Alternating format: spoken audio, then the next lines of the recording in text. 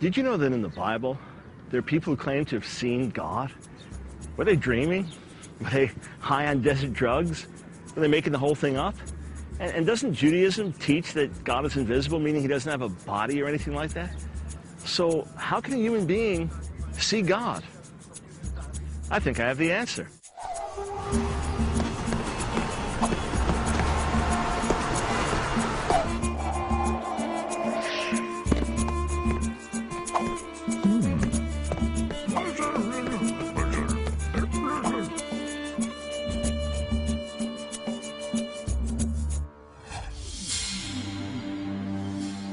The Statue of Liberty is something we can see. It sends out a powerful message. So it's not surprising that in some religions, people want to make a visible image of their God.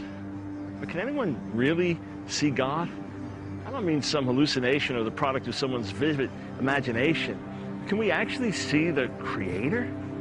Well, do you remember the story of the giving of the Ten Commandments in the Bible? According to the Torah, when God spoke to us on Mount Sinai, the whole mount was on fire. It was covered in a dark cloud. It was shaking violently. It must have been quite a scene. And the entire nation, meaning all of our Israelite forefathers, heard God speaking audibly, but they didn't see him. They heard God's voice, and it terrified them, but they saw no image or form. Years later, Moses hammered this point home. You saw no form. Consequently, it would be very wrong, dead wrong, to make any kind of idol representing God in human or animal form. The pagan nations worshiped their gods in the form of wood and silver and gold statues, but this was not for the people of Israel. Our God was not to be reduced to an idol. Let's get started with this general question. Is it possible for a human being to actually see God? Well, I'm really not sure, to be honest. Based on what I'm reading, I would say yes. We see God every day in each other. You can become enlightened.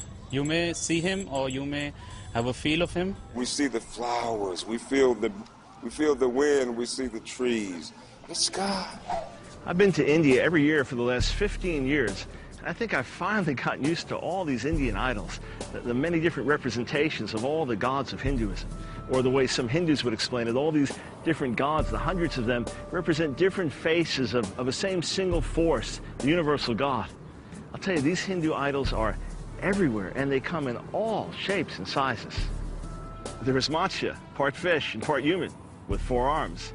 There is Narasimha, part lion and part human, and you guessed it, with 4 arms too. There is Ganesh. By the way, all of these are called Lord by Hindus, so Lord Ganesh, the elephant god, part elephant, part human, with those 4 arms again.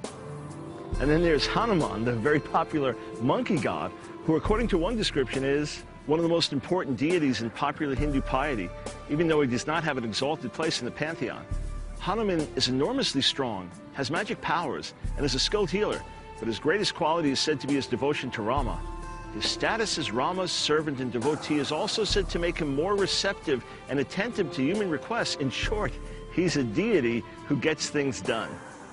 As expected, Hanuman is a monkey-faced man with just 2 arms, although I've seen pictures of him with 10 arms. Now, the thing that's so fascinating to me is that our forefathers, the Israelites, lived in the midst of an idol-worshiping culture. In fact, the Egyptians were the most sophisticated idol worshippers of the day, and our people lived among them for several hundred years before the Exodus. And yet our God would never allow himself to be worshipped in the form of any kind of image or idol.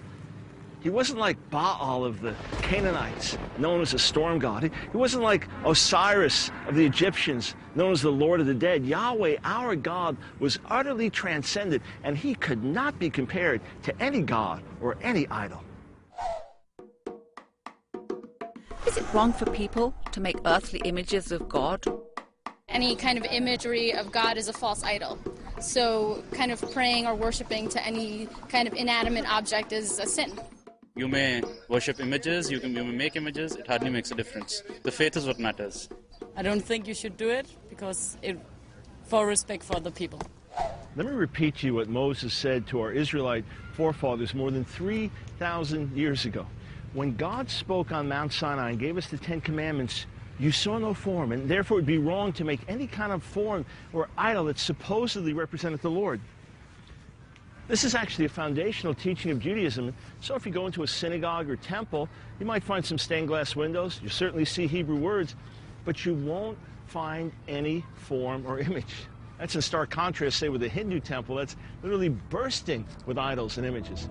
Now, as the centuries went on, Jewish thinkers began to develop the concept of God's complete incorporeality, meaning that he had no material substance of any kind.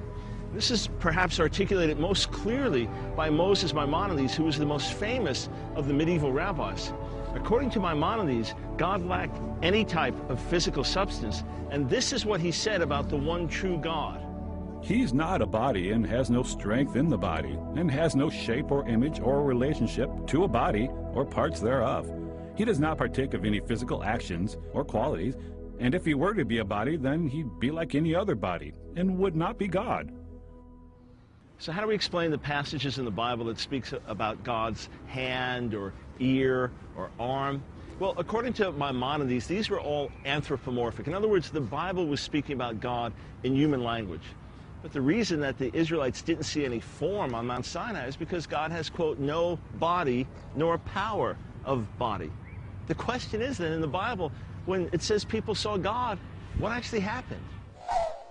Coming up next. I know him personally. That is the only place where there is true rest. Everybody might have his or her experience with God one way or the other, but not in a sense that he or she knows God personally.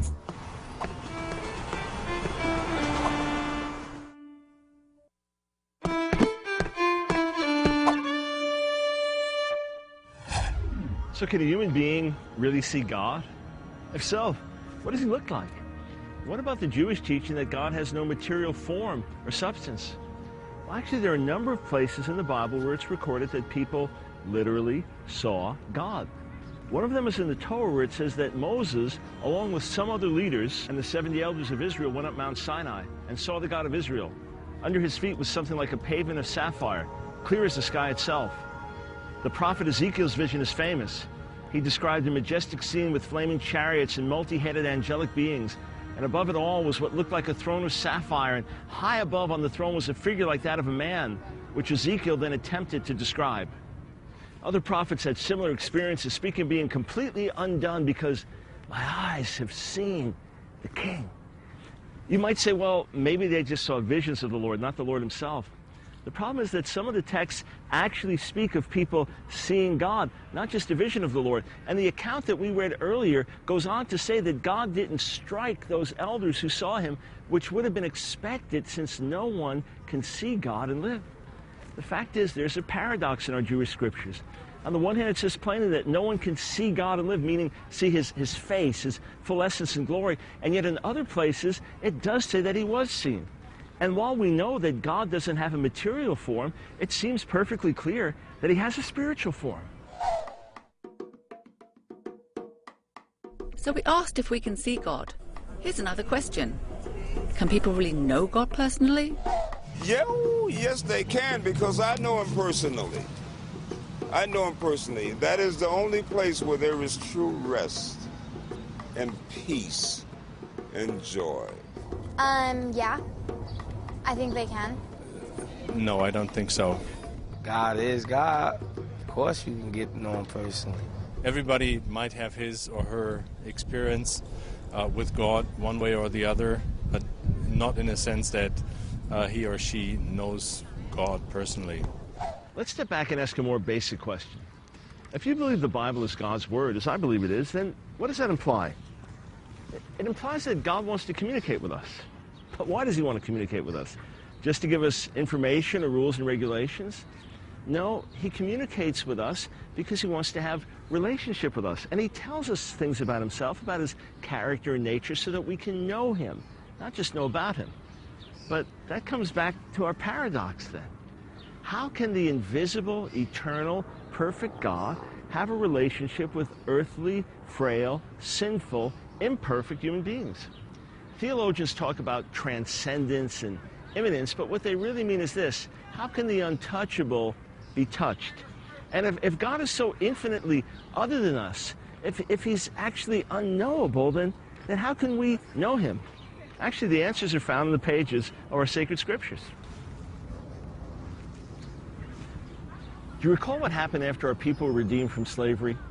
God instructed Moses to have our people build a special tent for him called their tabernacle so that he could dwell among us. That's right, God actually wanted to dwell in our midst. He wanted to be near us, in close relationship with us, literally tabernacling among us. But he seems so uncontainable.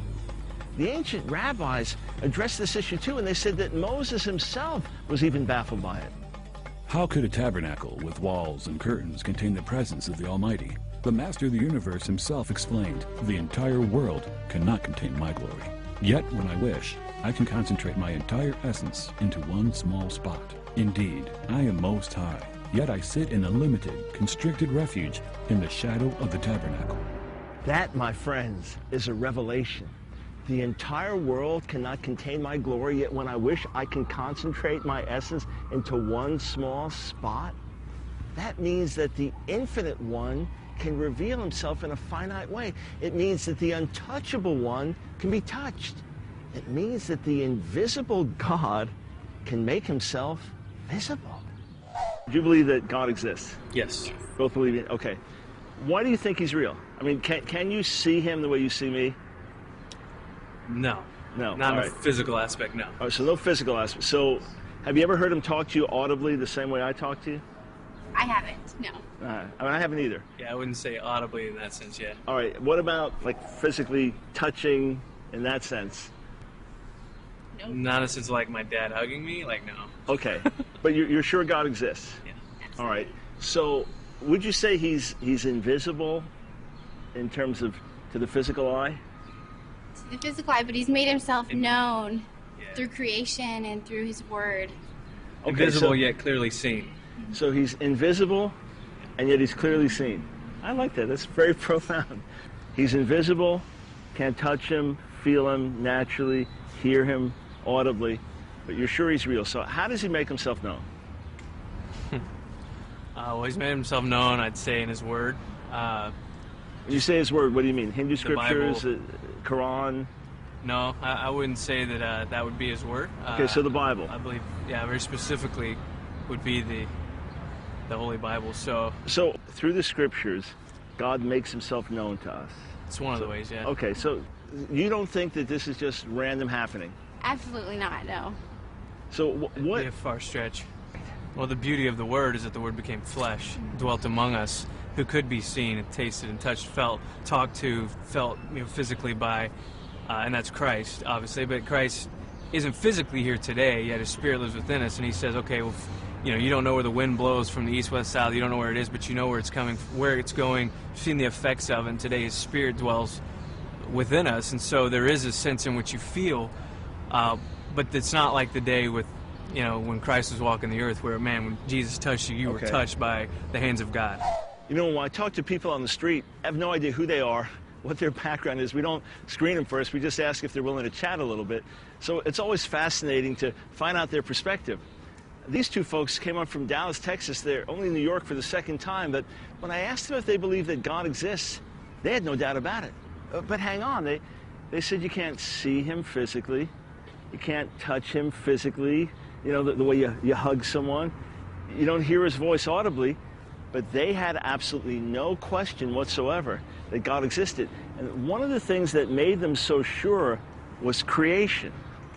The simple saying, a watch implies a watchmaker. I was once talking to a waiter in a Chinese restaurant who was an atheist, started arguing with me. I said, this food just appeared out of nowhere. This dish appeared out of nowhere. He said, what are you talking about? He said, they made it in the kitchen. I said, exactly. A universe implies that somebody made it.